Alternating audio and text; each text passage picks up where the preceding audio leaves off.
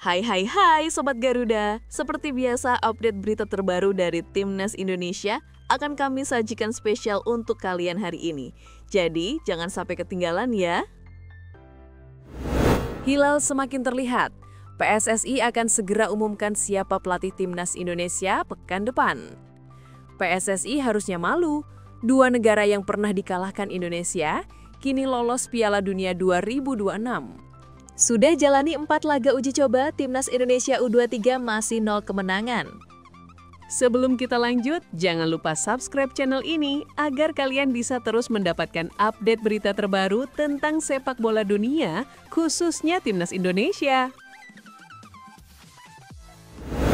Teka-teki soal pelatih Timnas Indonesia tampaknya mulai menemukan titik terang.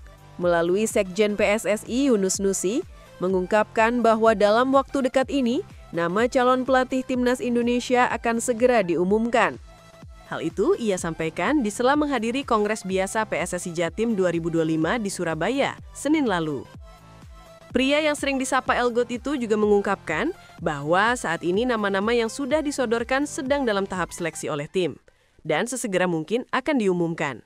Ketika ditanya siapa saja kandidatnya dan siapa yang terpilih, Elgot kita tampaknya masih menutup rapat dan tetap merahasiakannya. Ia menegaskan bahwa keputusan final akan disampaikan langsung oleh Ketua Umum PSSI dan paling lambat akan diumumkan pekan depan. Wah, admin jadi ikut penasaran juga ya Sobat Garuda.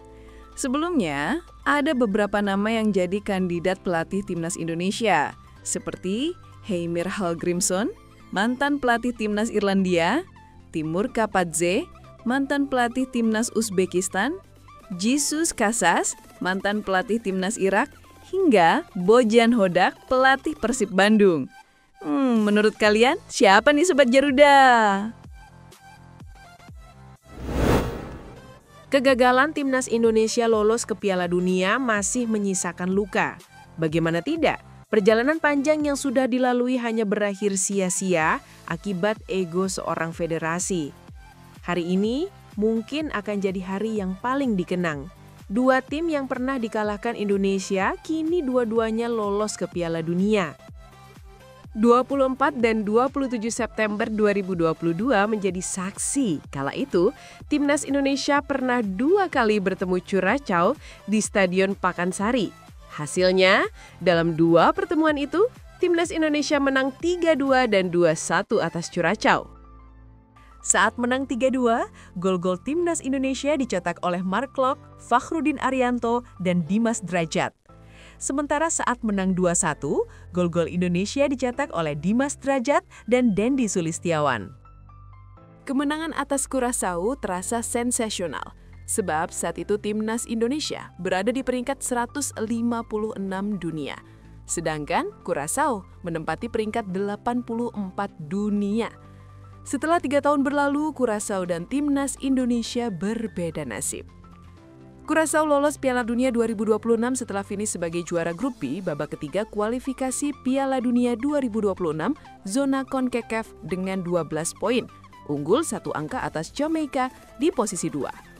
Sementara Timnas Indonesia gagal lolos Piala Dunia 2026 setelah langkah mereka terhenti di babak 4 kualifikasi Piala Dunia 2026 zona Asia.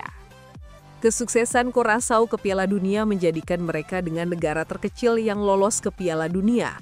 Curaçao hanya memiliki populasi 158.000 jiwa, lebih kecil dari Islandia saat lolos ke Piala Dunia 2018.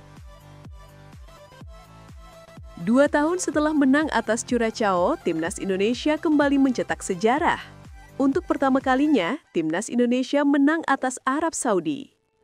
Kemenangan itu diraih Timnas Indonesia saat matchday ke-6, Grup C babak ketiga kualifikasi Piala Dunia 2026 zona Asia pada 19 November 2024 di Stadion Gelora Bung Karno, Jakarta.